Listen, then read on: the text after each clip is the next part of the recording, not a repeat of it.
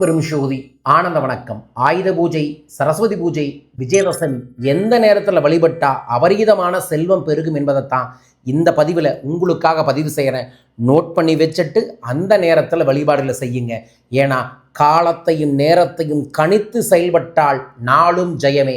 அந்த ஜெயம் உங்களுக்கு உருவாகட்டும் என பிரார்த்திக்கின்றேன். அற்புதமான தெய்வீகமான ஆயுத பூஜை, சரஸ்வதி பூஜையை ஒரு நாள் முன்னாடியும் கூட நிறைய பேர் கொண்டாடுவாங்க. ஏன்னா செவ்வாய்க்கிழமையே ஆஃபீஸில் கும்பிட்டுட்டு 2 நாள் லீவ் எடுத்துக்கலான் இருப்பாங்க. அதனால் புரட்டாசி மாதம் 14, 14, 15ஆம் தேதி, அதாவது செப்டம்பர் 30ஆம் தேதி செவ்வாய்க்கிழமை மாலை 5 மணியிலிருந்து இரவு 9 மணிக்குள்ளே நீங்கள் சாமி கும்பிடலாம்.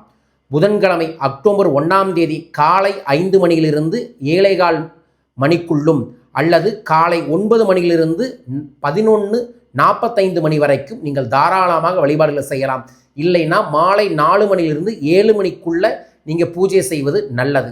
அடுத்த நாளான விஜயதசமி வெற்றிக்கான நாள் வியாழக்கிழமை குருநாளில் காலை 8:10 11:45 விஜயதசமி நாள்லையும் நீங்கள் இந்த பூஜை வழிபாடுகளை செய்யலாம்.